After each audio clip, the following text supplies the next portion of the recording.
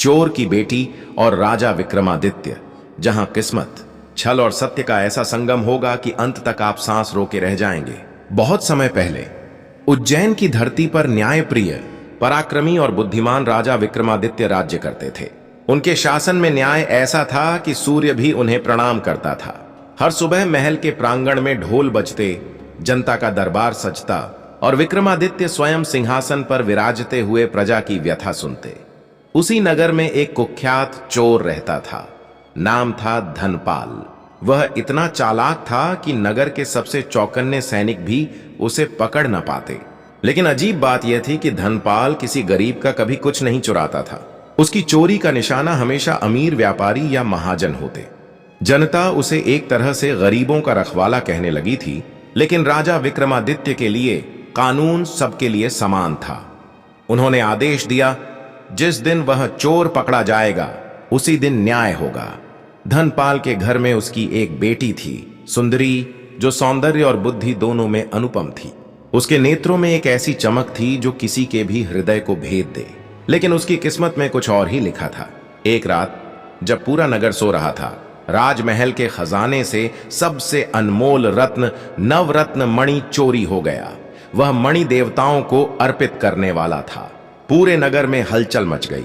राजा विक्रमादित्य ने कसम खाई, जब तक वह रत्न वापस नहीं आएगा मैं भोजन और जल का त्याग करूंगा। सैनिकों ने हर गली, हर छत, हर जंगल की तलाशी ली, पर चोर का कोई सुराग नहीं मिला। तभी एक दिन गुप्तचर लेकर आया, महाराज, मैंने देखा कि धनपाल के घर से रात के तीसरे प्रहर में एक काला घोड़ा निकला और उसके पीछे चमकती नीली रोशनी थी। विक्रमादित्य ने तुरंत आदेश दिया, धनपाल को जीवित पकड़ो। परंतु जब सैनिक उसके घर पहुंचे, धनपाल पहले से ही मृत पाया गया। छाती में तीर धंसा था और उसके हाथों में वही नवरत्न मणि थी। राजमहल में कोहराम मच गया।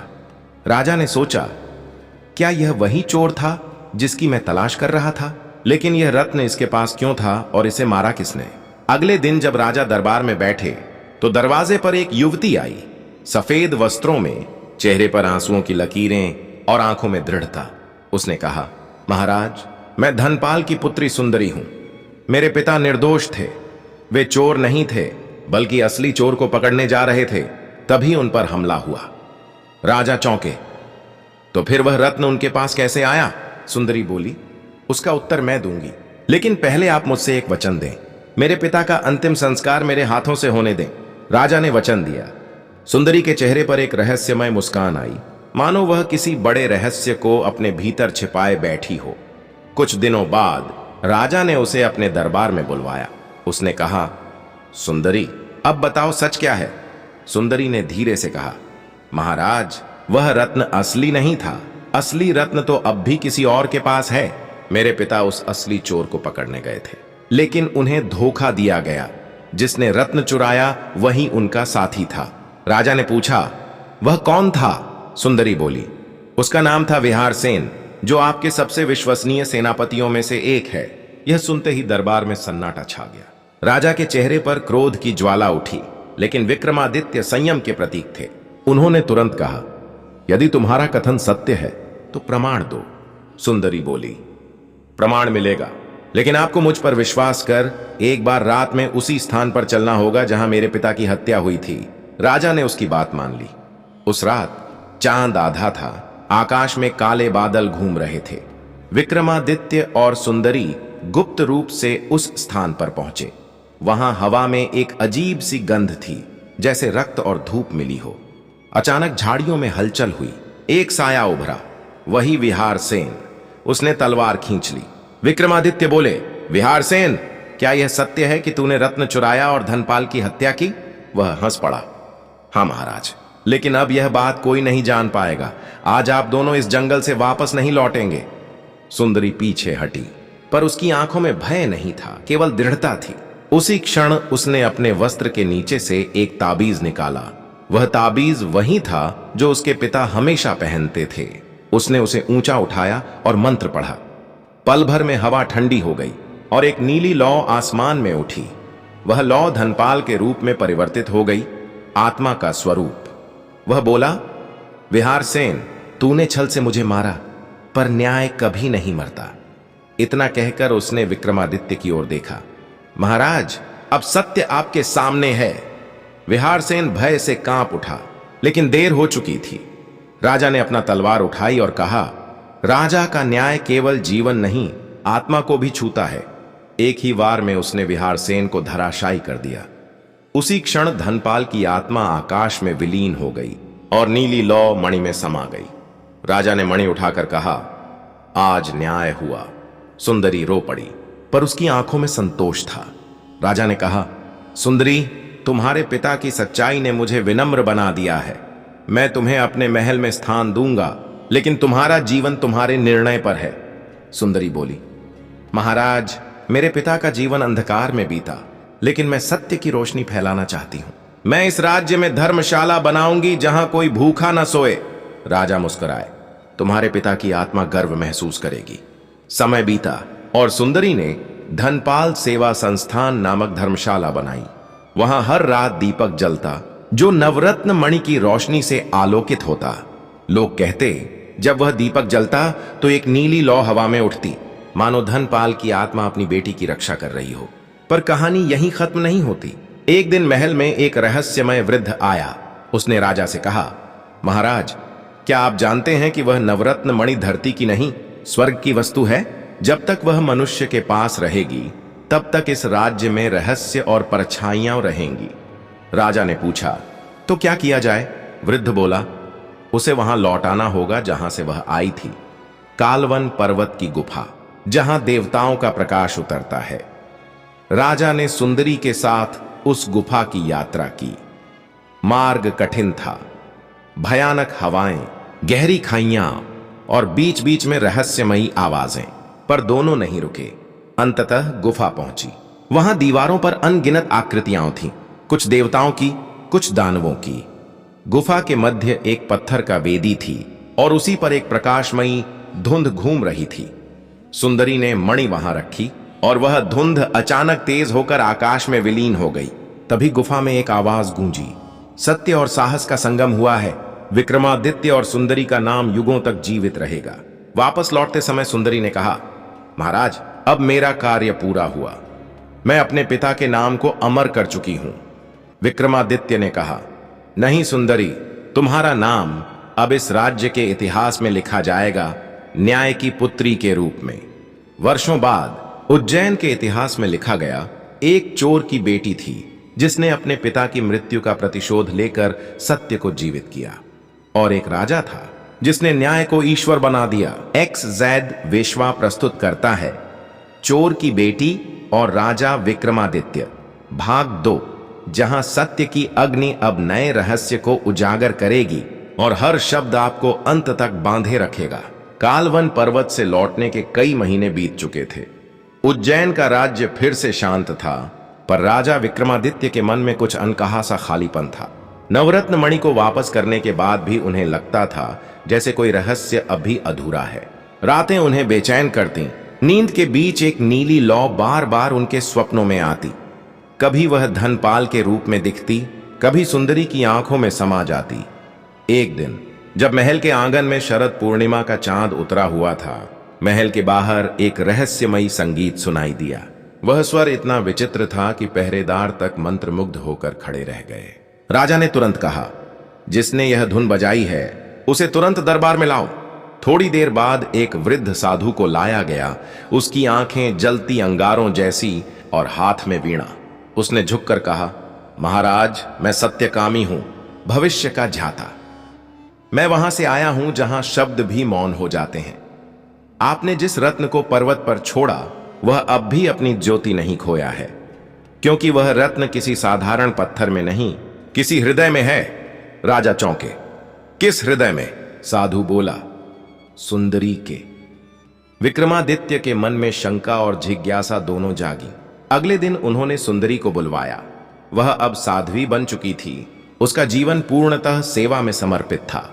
उसके माथे पर शांति, पर आंखों में फिर वही नीली चमक। राजा ने धीरे से पूछा, सुंदरी, क्या तुम्हारे पास कुछ ऐसा है जो देवमणि से जुड़ा हो? सुंदरी मुस्कुराई। महाराज, जब मैंने वह मणि पर्वत की गुफा में रखी थी, तब उसका एक अंश मेरे भीतर समा गया था। अब वह मेरी आत्मा का हिस्सा है। मैं चाहकर भी उसे अलग नहीं कर सकती। तभी हवा में एक हल्की नीली लहर उठी और दरबार में सबने देखा कि सुंदरी के गले में एक हल्की रोशनी की परछाई थी, जैसे किसी रत्न की ज्योति भीतर से चमक रही हो। सब विस्मित हो गए। राजा के मन में फिर संशय उठा, अगर देवमणि का अंश अब सुंदरी में है तो क्या इसका अर्थ यह है कि उसकी आत्मा अब देवताओं की शक्ति से जुड़ गई है? लेकिन अगले ही क्षण उनका मन बोला, या यह किसी नए संकट का संकेत है। वही रात विक्रमादित्य ने एक विचित्र स्वप्न देखा। एक अंधेरी गुफा में वही मणि धड़क रही थी और एक आवाज आई, सत्य अधूरा है, न्याय का दूसरा पक्ष अब प्रकट होगा। राजा नींद से जागे और तुरंत अपने ज्योतिषाचार्य को बुलाया। आचार्य ने गणना की और कहा, महाराज, यह काल अद्भुत परिवर्तन का है। कोई अदृश्य शक्ति अब राज्य के भीतर जन्म लेने वाली है जो इस भूमि का भाग्य बदलेगी। अगले कुछ सप्ताहों में अजीब घटनाएं होने लगीं। धर्मशाला में रात को दिया अपने आप बुझ जाता और सुबह वह खुद जल उठता। सुंदरी के पास आने वाले बीमार व्यक्ति बिना औषधि के ही ठीक हो जाते। जनता ने कहना शुरू कर दिया कि चोर की बेटी अब देवी बन चुकी है। लेकिन कुछ लोगों को यह अच्छा नहीं लगा। राजमहल के मंत्रियों में से एक नाम था सुरसेन, जो पहले से ही सुंदरी से ईर्ष्या करता था। उसने कहा, महाराज, यह सब छल है। यह स्त्री जादू जानती है। इसे रत्न की शक्ति मिली है और एक दिन यह महल पर अधिकार कर लेगी। राजा ने उसे चुप कराया। सुरसेन, अपने शब्दों का ध्यान रखो। जिस स्त्री ने अपने पिता के सत्य के लिए मृत्यु से लोहा लिया, वह छल नहीं कर सकती। पर सुरसेन की साजिश यहीं खत्म नहीं हुई। एक रात उसने गुप्त रूप से सुंदरी के धर्मशाला में आग लगवा दी। चारों ओर धुआं, चीखें और अफरा तफरी। सुंदरी उस समय ध्यान में थी। उसने आंखें खोलीं और जैसे ही उसने हाथ उठाया, नीली रोशनी फैल गई। आग बुझ गई, लेकिन राख में से एक विचित्र वस्तु निकली। एक छोटा सा स्वर्ण लिंग, जिस पर प्राचीन लिपि में लिखा था, काल का रहस्य यहीं छिपा है। राजा को जब इसकी सूचना मिली, उन्होंने उस लिंग को अपने दरबार में मंगवाया। आचार्य बोले, महाराज, यह कोई साधारण वस्तु नहीं। यह स्वयं महाकाल के मंदिर से जुड़ा हुआ प्रतीक है। जो भी इसे प्राप्त करता है, उसके जीवन में अद्भुत परिवर्तन आता है। या तो वह महायोगी बनता है या विनाश का कारण। उसी रात जब राजा ने उस लिंग को अपने सिंहासन के पास रखा, हवा फिर ठंडी हो गई। पर इस बार न कोई नीली लौ उठी, न कोई आवाज, बल्कि धरती हल्की कांपी और महल की दीवारों पर दरारें पड़ गईं। सुंदरी दौड़ी आई और बोली, महाराज, इसे यहां नहीं रखना चाहिए। यह वस्तु मानव जगत के लिए नहीं है। इसे वहीं लौटाना होगा जहां से यह निकला है, महाकाल के गर्भगृह में। राजा ने कहा, सुंदरी, क्या यह वही शक्ति है जो तुम्हारे भीतर की देवमणि से जुड़ी है? सुंदरी ने सिर झुकाया। हां, और अब मुझे अपने भाग्य का दूसरा अध्याय पूरा करना है। मैं इस लिंग को लेकर महाकाल की गुफा तक जाऊंगी, चाहे प्राण ही क्यों न चले जाए। राजा ने कहा, मैं भी चलूंगा। और दोनों चल पड़े। काल रात्रि की उस यात्रा पर, जहां अंधकार भी डरता था। जंगलों में भूखे भेड़िए, आसमान में बिजली की चमक और रास्ते में रहस्यमय निशान, जैसे कोई अदृश्य शक्ति उनका मार्गदर्शन कर रही हो। 3 दिन बाद वे महाकाल की गुफा पहुंचे। गुफा के द्वार पर एक पत्थर का विशाल सिंह था, जिसकी आंखें लाल रत्नों से बनी थीं। जैसे ही सुंदरी ने स्वर्ण लिंग आगे बढ़ाया, गुफा की दीवारें चमक उठीं। भीतर से गूंज आई, सत्य का दूसरा द्वार खुलने वाला है। वे दोनों अंदर गए। गुफा में हजारों दीपक जले हुए थे, पर वहां कोई मनुष्य नहीं था। हवा में गंध थी, जैसे सैकड़ों वर्षों से कोई तपस्या चल रही हो। सुंदरी ने लिंग को मध्य में रखा और आंखें मूंद लीं। अचानक चारों ओर से प्रकाश फैल गया और उसके भीतर से वही नीली ज्योति निकलकर लिंग में समा गई। कुछ ही क्षणों बाद लिंग गायब हो गया और उसके स्थान पर एक स्वर्ण पत्र प्रकट हुआ। उस पर लिखा था, राजा और चोर की बेटी दोनों एक ही आत्मा के 2 रूप हैं। जब न्याय और प्रेम मिलते हैं तो काल भी झुक जाता है। जो इस रहस्य को समझ लेता है, वह मृत्यु पर विजय पा लेता है। राजा विक्रमादित्य ने उस पत्र को पढ़ा और सुंदरी की ओर देखा। उनकी आंखों में करुणा और सम्मान दोनों थे। पर सुंदरी अब मौन थी। वह ध्यान मग्न अवस्था में थी। धीरे धीरे उसके शरीर से प्रकाश निकलने लगा और वह धीरे धीरे उसी गुफा की दीवार में विलीन हो गई। राजा ने पुकारा, सुंदरी! लेकिन जवाब में केवल एक हल्की हवा चली और वह आवाज सुनाई दी, महाराज, मेरा कर्म पूरा हुआ। अब मैं काल की सीमाओं से परे जा रही हूं।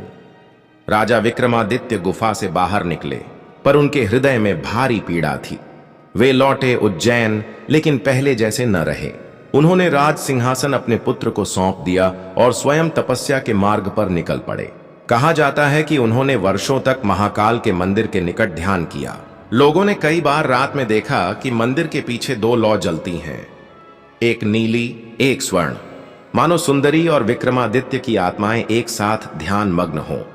वर्षों बाद एक वृद्ध साधु उज्जैन आया और कहा, मैं वही सत्यकामी हूं जिसने उन्हें भविष्य बताया था। अब सत्य पूर्ण हुआ है। सुंदरी और विक्रमादित्य दोनों अमर हो गए, एक सत्य की आत्मा के रूप में, दूसरा न्याय की शक्ति के रूप में। और उस दिन से जब भी महाकाल मंदिर में शरद पूर्णिमा की रात दीपक जलता है तो उसमें दो लौ एक साथ उठती हैं, एक नीली और एक स्वर्ण, जो इस बात का संकेत देती हैं कि न्याय और सत्य कभी अलग नहीं होते। XZ विश्वा प्रस्तुत करता है चोर की बेटी और राजा विक्रमादित्य, भाग 3, जहां मृत्यु के पार का रहस्य खुलने वाला है और जहां आत्मा, प्रेम और न्याय एक ही शाश्वत शक्ति में विलीन हो जाते हैं। वर्षों बीत चुके थे। उज्जैन की धरती अब शांत थी, परंतु उसके हृदय में एक अमिट स्मृति बस चुकी थी। राजा विक्रमादित्य और सुंदरी की कथा अब केवल लोकगीतों में नहीं, बल्कि देवालयों की दीवारों पर भी अंकित हो चुकी थी। महाकाल के मंदिर में हर शरद पूर्णिमा को जब दीप जलता तो लोग दो लौ के दर्शन करने आते, एक नीली और एक स्वर्ण। कोई कहता, यह सुंदरी की आत्मा है जो अपने पिता और धर्म के रक्षक के रूप में यहां विराजमान है। तो कोई कहता, यह राजा विक्रमादित्य की तपस्या का प्रकाश है जो आज भी इस धरती की रक्षा कर रहा है। किंतु सच्चाई उन लौं से कहीं अधिक गहरी थी, क्योंकि वह कथा अब पृथ्वी की सीमा से निकलकर काल के रहस्यों में प्रवेश कर चुकी थी। एक रात जब महाकाल मंदिर में पुजारी आरती कर रहे थे, अचानक दिए की लौ कांपी और उसके भीतर से एक आकृति प्रकट हुई। वही राजा विक्रमादित्य, किंतु अब उनके शरीर से प्रकाश झर रहा था। उन्होंने पुजारी से कहा, भय मत करो, यह स्वप्न नहीं है। मैं लौटा हूं क्योंकि समय का चक्र फिर से घूम रहा है। जिस सत्य को मैंने और सुंदरी ने मुक्त किया था, वह अब किसी और रूप में बंध गया है। पुजारी नतमस्तक हो गया और राजा बोले, मुझे उस शक्ति को पुनः खोजना होगा, क्योंकि संसार में फिर से अधर्म बढ़ने लगा है। उसी समय नगर के दूसरे छोर पर एक युवती का जन्म हुआ। उसका नाम रखा गया आर्या।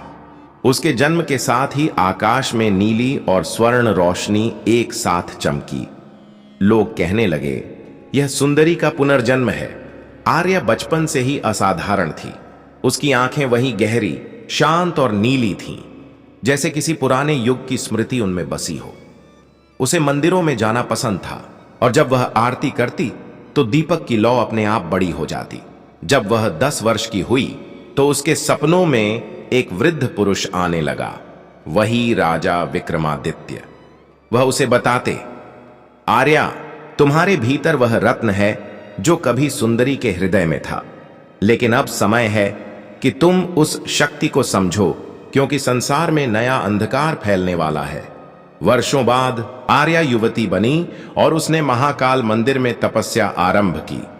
उसी समय उज्जैन पर एक नया शासक आया, राजकुमार अमरसेन, जो विक्रमादित्य की वंशावली से था, पर उसका हृदय स्वर्ण के लालच में डूब चुका था।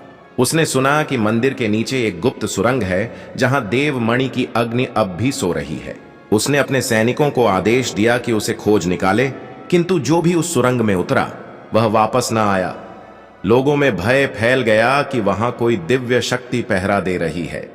आर्या को जब यह समाचार मिला, उसने ध्यान में देखा कि गुफा के द्वार पर 2 लौ खड़ी है, एक नीली, एक स्वर्ण, और उनके पीछे एक छाया मंडरा रही है जो अंधकार का रूप थी।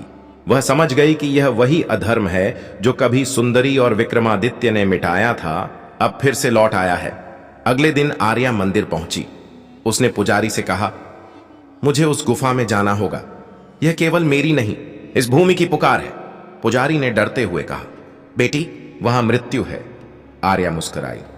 जहां सत्य है वहां मृत्यु क्या कर सकती है? और वह दिया हाथ में लेकर नीचे उतरी। सुरंग में गंध थी, पुरानी धूप, राख और कुछ अनजाने मंत्रों की प्रतिध्वनि। अचानक हवा का एक झोंका आया और दिया बुझ गया, लेकिन उसी क्षण उसके हाथों में वही नीली ज्योति प्रकट हुई।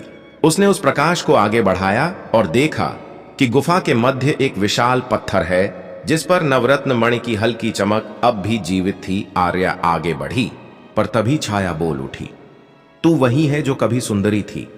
तूने न्याय को चुना था, पर अब क्या तू फिर वही बलिदान दे सकेगी? आर्या ने आंखें बंद की। उसके भीतर सुंदरी की स्मृतियां लौट आईं। उसके पिता धनपाल का चेहरा, राजा विक्रमादित्य की आवाज, सत्य और न्याय एक ही आत्मा है। उसने कहा, यदि यही मेरा भाग्य है तो मैं फिर वही मार्ग चुनूंगी। उसने अपने हाथ उस मणि पर रख दिए। पल भर में पूरी गुफा प्रकाश से भर गई। बाहर मंदिर की घंटियां अपने आप बजने लगी। पुजारी ने देखा कि मंदिर की छत पर 2 लौ एक साथ उठीं और फिर एक हो गईं। नीचे गुफा में आर्या के सामने प्रकट हुए राजा विक्रमादित्य का तेजस्वी रूप। उन्होंने कहा, आर्या, तूने पुनः सत्य को जागृत किया है, पर अब यह प्रकाश केवल उज्जैन का नहीं रहेगा, इसे संसार में फैलाना होगा। लोग भूल चुके हैं कि न्याय केवल कानून नहीं, बल्कि आत्मा की शुद्धता है। तेरा जन्म इसी उद्देश्य के लिए हुआ है। आर्या ने कहा, महाराज, मैं क्या कर सकती हूं? विक्रमादित्य बोले, तू देव मणि की ज्योति को अपने भीतर धारण कर ले और इस युग में न्याय की नई परिभाषा गढ़। जब मनुष्य स्वार्थ में डूबे तब उन्हें याद दिला कि चोर की बेटी ने भी सत्य के लिए प्राण त्याग दिए थे। इतना कहकर विक्रमादित्य का स्वर आकाश में विलीन हो गया और आर्या के शरीर से स्वर्ण ज्योति फूट पड़ी। जब वह बाहर आई तो उसके माथे पर वही नीली चमक थी जो अब शांति और करुणा का प्रतीक बन चुकी थी। उसने जनता से कहा, जिस रत्न की सब खोज में थे वह किसी पत्थर में नहीं बल्कि सच्चे कर्म में है। यदि तुम सच्चे हो तो देवमणि तुम्हारे भीतर ही है। उसकी वाणी सुनकर लोग रो पड़े। अमरसेन राजा भी उसके चरणों में गिर पड़ा और कहा, मैंने लालच किया, मुझे क्षमा करे। आर्या ने कहा, क्षमा वही कर सकता है जो खुद न्याय से बड़ा हो, लेकिन याद रखो, राजत्व का अर्थ ताज नहीं बल्कि सत्य का भार है। उसके बाद आर्या ने उज्जैन में सत्यदीप आश्रम की स्थापना की, जहां हर व्यक्ति बिना जाति भेद के आकर शिक्षा ले सकता था। कहा जाता है कि रात को जब वह ध्यान में बैठती तो उसके चारों ओर वही नीली और स्वर्ण रोशनी घूमती। लोग मानते थे कि सुंदरी और विक्रमादित्य फिर से उसी ज्योति में निवास करते हैं। धीरे धीरे उज्जैन का राज्य फिर से स्वर्ण युग में बदल गया। लोग झूठ छोड़कर सत्य का पालन करने लगे। कोई भूखा न सोता, कोई अन्याय न करता। परंतु हर युग की तरह समय का चक्र फिर घूमना था। एक दिन आर्या ने अपने शिष्यों से कहा, अब समय आ गया है जब यह प्रकाश मेरे साथ नहीं रहेगा, लेकिन याद रखना, जब भी दुनिया में अंधकार बढ़ेगा तब यह नीली ज्योति फिर प्रकट होगी। वह किसी और रूप में जन्म लेगी, किसी चोर की बेटी के रूप में, किसी सत्य प्रिय राजा के रूप में, या किसी साधारण मनुष्य के हृदय में। इतना कहकर उसने आंखें मूंद लीं और धीरे धीरे उसकी देह प्रकाश में बदल गई। पुजारी और शिष्य देखते रहे। मंदिर के ऊपर 2 लौ उठी, फिर एक हुई और फिर आसमान की ओर चली गई। भाग 4, चोर की बेटी और राजा विक्रमादित्य, अंतिम न्याय। राजमहल की सुबह सुनहरी धूप से चमक रही थी, पर विक्रमादित्य के दिल में अब भी तूफान था। एक ऐसा तूफान जो रात के रहस्य को मिटा नहीं पा रहा था। नवरत्न मणि अब सुरक्षित थी, पर उसके भीतर का तेज अजीब तरह से मंद पड़ चुका था। ज्योतिषाचार्य ने कहा, राजन, यह मणि अब किसी निर्दोष आत्मा के अन्याय का भार उठा रही है। विक्रमादित्य ने उसकी ओर देखा। तो इसका अर्थ यह है कि किसी के साथ अब भी अन्याय हुआ है। तभी दरबार के द्वार पर वही लड़की अब साध्वी के रूप में सफेद वस्त्रों में खड़ी थी। उसकी आंखों में अब आंसू नहीं थे, केवल तेज था, एक अटल निश्चय का तेज। उसने धीरे से कहा, राजन, सत्य का अंतिम भाग अब भी अधूरा है। दरबार में सन्नाटा छा गया। विक्रम बोले, क्या अब भी कोई रहस्य बचा है? साध्वी बोली, हां महाराज, सच्चा चोर मेरे पिता नहीं थे। सब लोग चौंक उठे। क्या कहती हो तुम? विक्रमादित्य ने पूछा। साध्वी ने अपनी मुट्ठी खोली। उसमें एक पुराना ताबीज था जिस पर राजा के निजी मुहर की छाप थी। यह मुहर मेरे पिता के शव के पास मिली थी। इस पर किसी ने राजा की मुहर जाली रूप में लगाई थी ताकि उन्हें अपराधी ठहराया जा सके। विक्रम की आंखें चौड़ी हो गईं।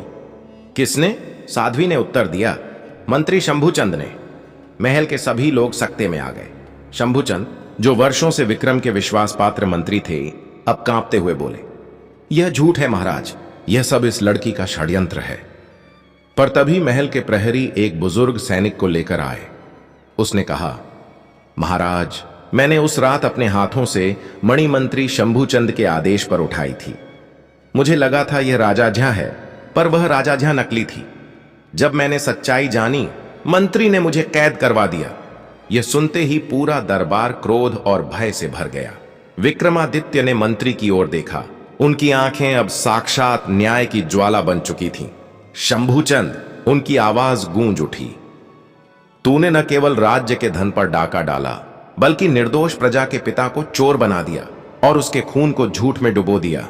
शंभुचंद घुटनों पर गिर पड़ा। महाराज, मुझसे गलती हुई, कृपा करें। विक्रम बोले, गलती नहीं, यह अधर्म है और अधर्म का अंत केवल न्याय से होता है। उन्होंने अपनी तलवार निकाली। राज्य का कानून यही कहता है कि जो सत्य को धोखा दे वह स्वयं अपने अपराध के दंड का पात्र बने। सबकी सांसें थम गईं। तभी साध्वी ने हाथ जोड़कर कहा, महाराज, मैं रक्त नहीं चाहती, केवल न्याय चाहती हूं। मेरा पिता निर्दोष था। मैं चाहती हूं उसकी आत्मा को शांति मिले। विक्रम ने तलवार नीचे कर दी। तूने सत्य को उजागर किया है, इसलिए यह राज्य तेरी सत्यता को प्रणाम करता है। उन्होंने आदेश दिया कि मंत्री को जेल में डाल दिया जाए और उसके धन से गरीबों के लिए एक धर्मशाला बनाई जाए जहां कोई और पिता अन्याय का शिकार न बने। उसी शाम विक्रम ने अपने महल के सबसे ऊंचे शिखर पर दीपक जलाया और कहा, यह दीपक उस सत्य की ज्योति है जो कभी बुझनी नहीं चाहिए। साध्वी ने आकाश की ओर देखा। उसकी आंखों में आंसू थे, पर चेहरा शांत था। पिता, आज तुम्हारी आत्मा को शांति मिली। तभी महल के बाहर हवा चली और लगा जैसे किसी ने धीरे से आशीर्वाद दिया हो। धन्य है वह राजा जो न्याय का सच्चा सेवक है। विक्रम ने गहरी सांस ली।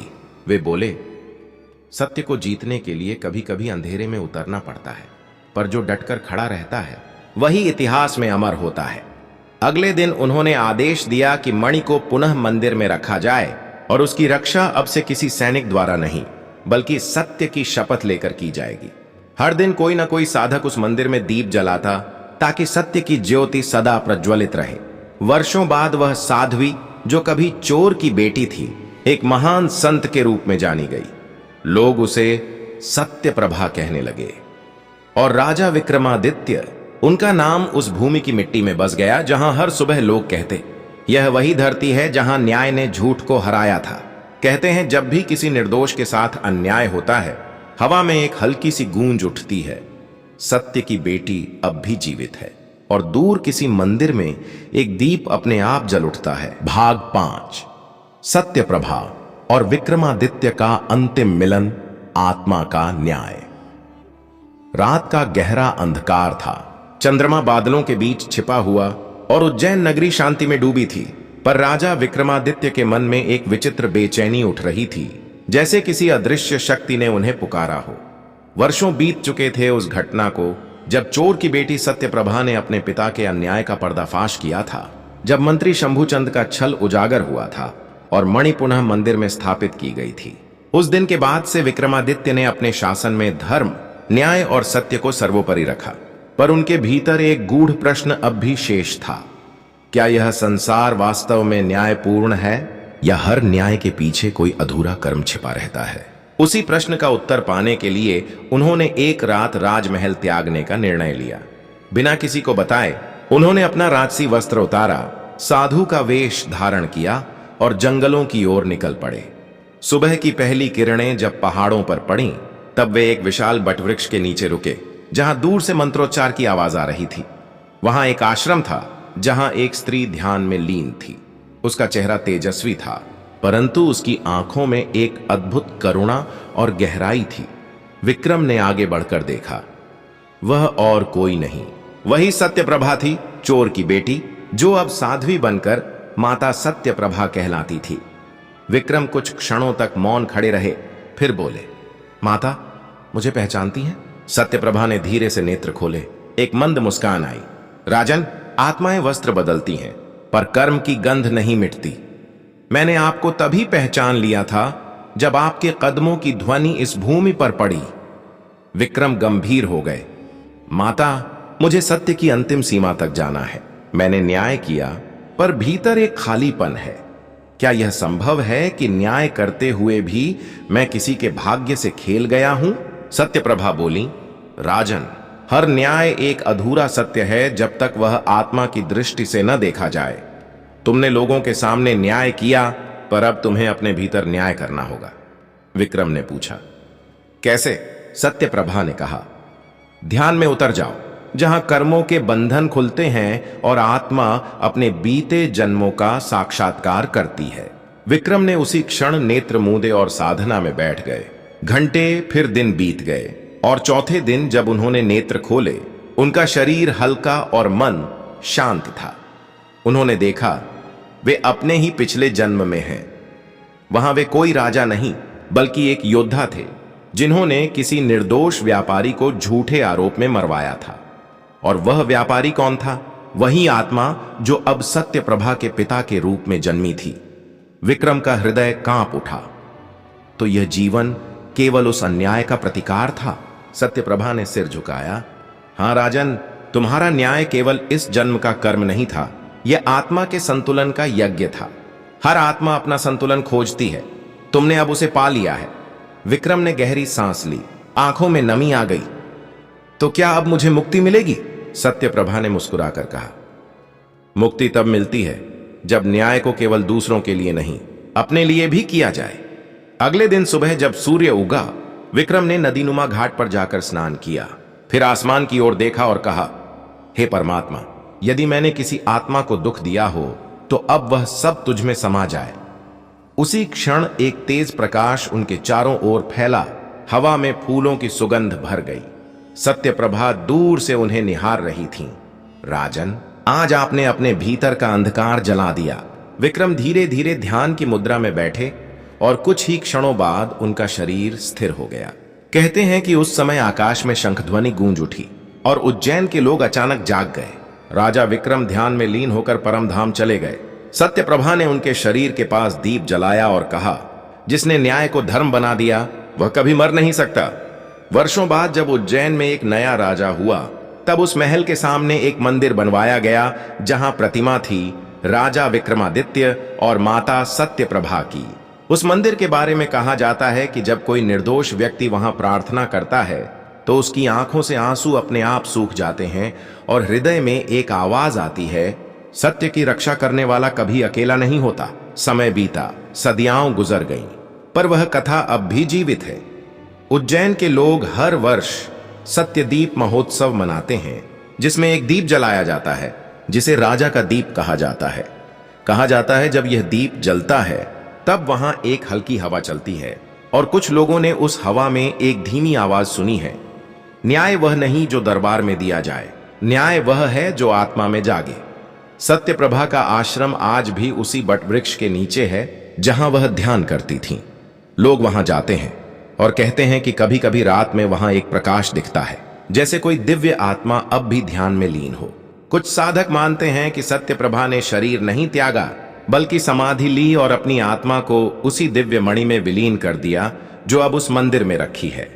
जब कोई भक्त उस मणि को ध्यान से देखता है तो उसे उसमें दो आकृतियां दिखती हैं, एक राजा की और एक साध्वी की। इतिहासकार कहते हैं कि यह लोक कथा है, पर साधक कहते हैं कि यह आत्मा का दस्तावेज है जो बताता है कि कर्म का चक्र कभी झूठ नहीं बोलता। विक्रमादित्य और सत्यप्रभा की यह कथा केवल एक चोर की बेटी और एक न्यायप्रिय राजा की कहानी नहीं, बल्कि यह उस सत्य की गाथा है जो हर मनुष्य के भीतर सोया हुआ है। जब भी कोई अन्याय होता है तब समय उस सत्य को जगाने के लिए किसी न किसी रूप में लौट आता है। कहते हैं हर युग में कोई न कोई सत्यप्रभा जन्म लेती है जो दुनिया को याद दिलाती है कि सत्य को दबाया जा सकता है पर मिटाया नहीं जा सकता। और हर युग में कोई विक्रम जन्म लेता है जो अपने भीतर के अन्याय से लड़कर न्याय का दीप जलाता है। यही कारण है कि उज्जैन की मिट्टी में जब भी दीप जलता है लोग सिर झुकाकर कहते हैं, जय सत्य, जय विक्रम, क्योंकि उन्होंने सिखाया कि राजा होना कोई पद नहीं, एक जिम्मेदारी है, और बेटी होना कोई पहचान नहीं बल्कि सत्य की शक्ति है। और जब ये दोनों एक हो जाए तो संसार का हर अंधकार मिट जाता है।